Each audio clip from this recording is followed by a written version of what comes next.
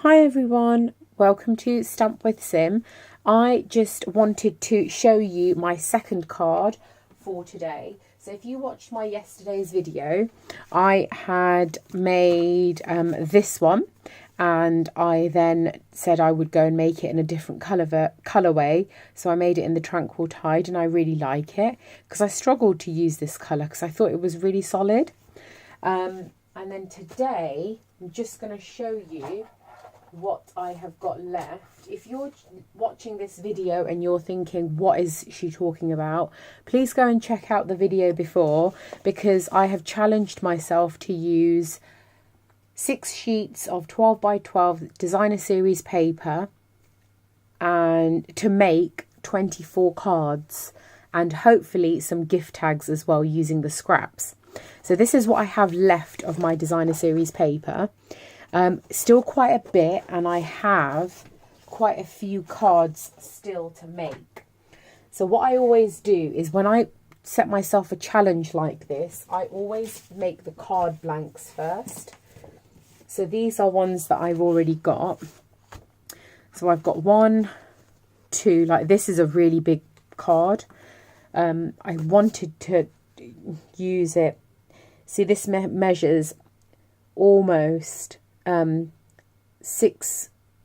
3/4 by 6 3/4. So it's just short of 7 inches. So it's a pretty big card. So I picked out 2 of them. I've still got this one to use, which is a 4x4. And then I've got some of these long cards, and then I've got some 3x3 cards. So that's all that I've got left to make. And my challenge is to use this size. So I wanted to show you how I put this card together using the Winter Woods stamp set. I really like it. It's really, really simple. And like I said, the whole purpose of these videos is to use the designer series paper rather than doing lots and lots of stamping, because if you're like me, I purchase lots and lots of paper and I never end up chopping into it, using it. And last year I did that. I set myself the same challenge, but using 4 sheets of designer series paper, and I made like a bunch of cards. I think it was like 22 cards, and then lots and lots of gift tags. So I wanted to kind of do the same.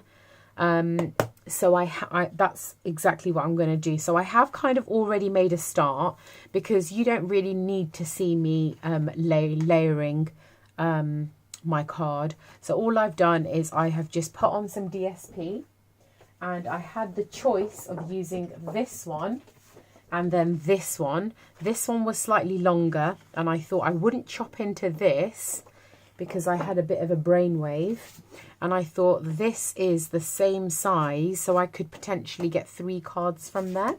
So I thought I'd save this one, and then I went for this one instead. So I've already matte layered my card. I always just like to leave like a tiny bit around, and then I've just kind of done a matte a matte in between, which measures, I can give you the measurements for that. It is 3 by 5.5. So it's just 3 by 5.5. And now I am just going to cut the mat that goes on top. Let me just find my pencil. Okay. So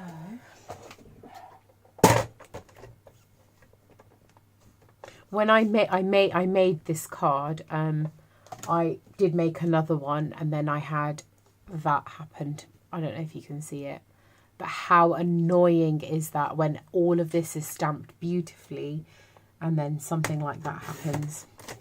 So I was really annoyed about that, but it's fine, it happens. Oh, just chop that off a little bit more. Okay. I'm just going to because I'm just going to chop that up, as in tidy it up a little bit, because I think I went a little bit close to the edge. I'm just going to set this up. This has got my stamping scrub. I'm just going to clean that before I use it again. My Tranquil Tide. I need to order the re-inker for my Tranquil Tide. I don't think I've ever used it since I bought it, and now I've just made so many cards using this colour. But it's actually a really nice colour. I find the shaded spruce, which is this one, could also work. Like, you could get away with that. But it is slightly darker.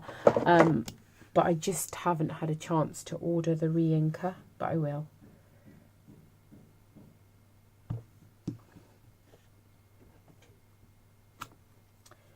Perfect. I'm just going to clean that up. Okay. And just put that away.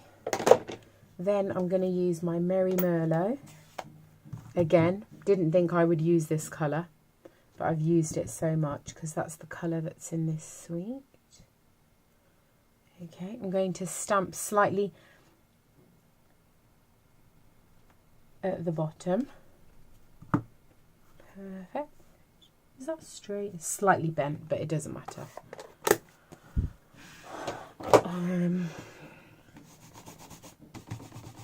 And I'm going to be using, this is retired ribbon. Not really a ribbon person, but this is the retired, oh my god, what's it called?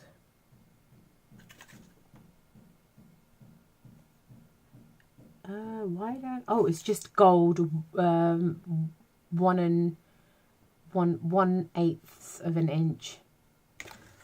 Just retired ribbon, so I'm just using that. And where's my snail gone? There we go. So I always put a little bit of snail just at the back, just to hold my ribbon in place. I'm not the best at tying ribbon, to be fair, but I'll give it a go. Then also, oh no, I think that's a bit too low. I want it a bit higher than that. Yeah. Okay, what I also need to do is I need to put in one of these gems. Well, not gems. Why did I say gem? Elements, these wire elements. So I've kind of left it free hanging, so it's not glued down or anything. I think in the other one I used the star, so we can use the snowflake. And all I'm going to do to get that effect is just kind of loop it through one of these. Yeah. And then I need to just tie a knot. I found this ribbon really hard to work with as well.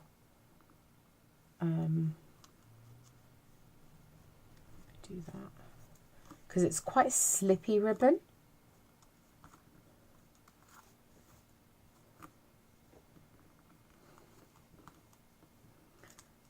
And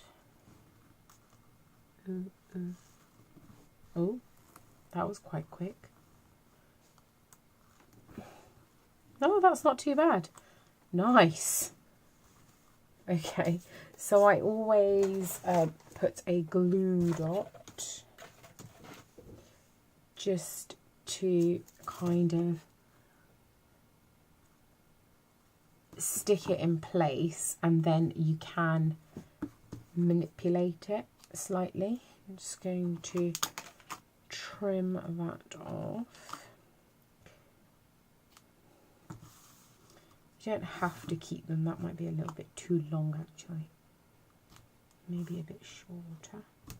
Oh. Okay. Yeah, that one's a bit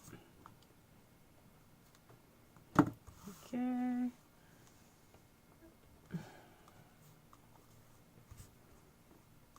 Okay. Then all I need to do is I need to glue this down. Now, because I put the element on it, I won't really be able to use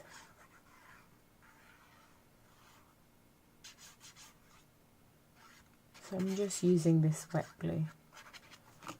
I have lots of different wet glues. I have the Tombow as well, but I just picked this up because it was right in front of me. I don't think it really matters. I just don't like using PVA. And I like wet glue because you can move it around.